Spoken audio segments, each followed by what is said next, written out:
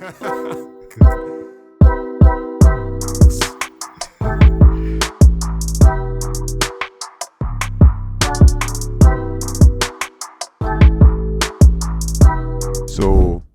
every phone has a standard to follow, but the EU has a different standard. And I'm beginning to think that the EU picking on Apple. And I'm feeling sorry for them, like they're getting bullied. Well, I mean, to be fair, it's not just Apple, it's Google, Facebook, a lot of the big tech companies. But why they didn't find out? I sure there was some Android phone out there that not conforming to this. It literally had the Samsung that used to explode off lanes. Yeah, the Note 7, yeah, like but why? It's because Apple big enough to target. Like you have to have a certain amount, a certain threshold before you could get targeted or attacked. I mean, I feel it for people with like people who sell an iPhone 12, because that would be a real big seller these days. For people who smart, they'll be like, okay, the 15 come out, then we'll go and buy a 12, because I know that 12 going to last me the next 3-4 years, maybe with the amount of updates I'm going to get. It's pretty good. Like if I had to buy an iPhone for somebody right now, I'd probably say, yeah, you could get a 12 or a 13. Don't worry about that 14, 15 life. So that would hurt if you're iPhone 12 seller. But like, what's the EU? Is it like the EU evil? Like when I say evil, like there's real attack tech companies, right? yeah. There's real attack. I mean, sometimes you wonder if it kind of counterproductive. Cause on one end, okay, they're trying to regulate stuff for the citizens to make sure they don't get taken advantage of and whatever, you know. But it's like even with this whole USB-C thing, right? So if you restrict, you're making all the companies use USB-C, but for how long? For how much years? Is it for the next 5 years, the next 10 years? Because at the end of the day, before USB-C, you had USB 2, right? And you needed some type of innovation to move to USB-C, because if they did lock in and say USB 2, that's what everybody need to use. We would have never reached to USB-C. So let's let you say next 5 years or whatever, USB FOG or whatever supposed to come out, but we have this law restricting it to USB-C. You know how you're going to innovate and make that jump to the new technology if they're trying to conform everybody here? Everybody had to negotiate with them now and say, you know, come together and say we have this new technology and lobby them to try to move to the new thing. And then I'll be like anti-competitive, because then the companies that have it will have to go to the EU, and the EU is almost like a gatekeeper for technology. And anytime you have a gatekeeper in life, bad things happen.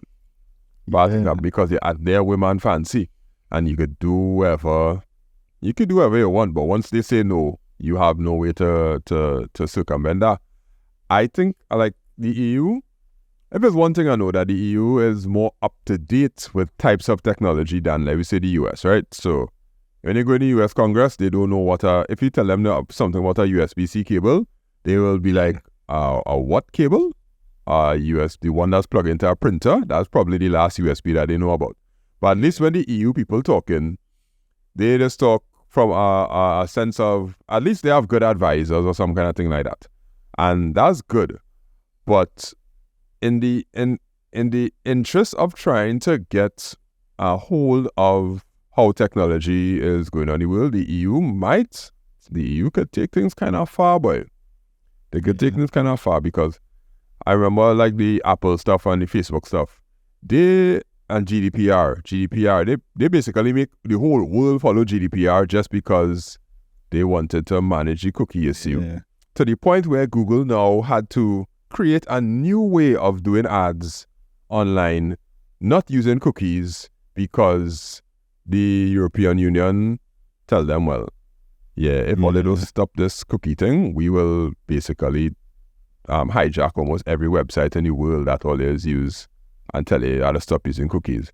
So like when you open Chrome now, you see a pop-up saying that we found a new way to, you see that pop-up yet? No, I don't think so. It's tell you we have a new way to track your data. Basically, they're tracking you by your browser now, not by your cookies. Yeah, not by the website, yeah. So if a particular browser consistently goes to a site, they will say, okay, this browser is known for shopping for cars, therefore send ads to this browser. So you kind of anonymized. But then again, they know who using which browser, because once you log in with Google on your Chrome thing, so they still know it. But the EU causing technology to do a lot of skipping and jumping, which I believe is a good thing, but could turn into be a bad thing. Yeah, could potentially stifle innovation. But yeah, and as they say, it could be a good thing. So remember, I thought this whole thing when Apple was slowing down people's phones. Yeah. That came from the EU? Yeah, that was EU, for sure, right. for sure. So I mean, with the iPhone 7, I believe, yeah. Yeah, so I mean, yeah, they have some good use cases, like especially that, but at the same time, you gotta start to wonder if the good outweighing the bad or the bad outweighing the good, because... Well, everybody have a USB-C cable now, so that's good. Yeah. The bad... Yeah, but next 10 years, are we still going to have USB-C cables? Next 5 years, still going to connect, because 5 years ago or 10 years ago, we didn't have USB-C. I don't know. I'm not too sure. There had to be some sort of thinking that goes into it. And if it's one thing, when they want to find documentation about the European Union technology laws, they're all over the internet. They'll be well published. The only problem is it'll be long, boy. Jeez.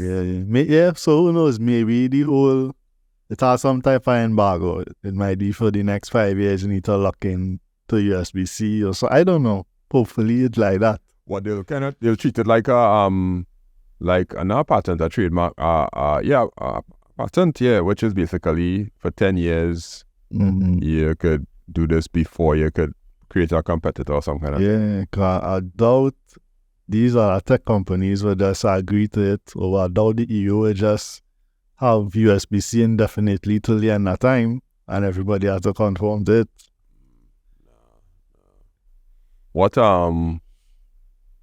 I think, what I think sell the USB-C thing, it was for all devices, not just phones. So if you have a laptop, it should have USB-C charging. If you have a cell phone, USB-C charging. Earbuds, USB-C charging.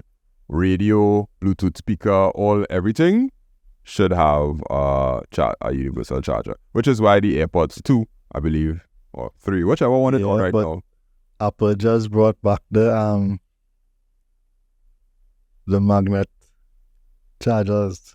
Yeah, but it could still charge from USB-C? Yeah. I don't know.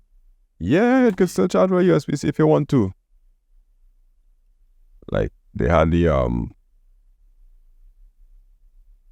They had the AirPods, nothing. Yeah, so if you just Google it, the EU USB-C law, you will see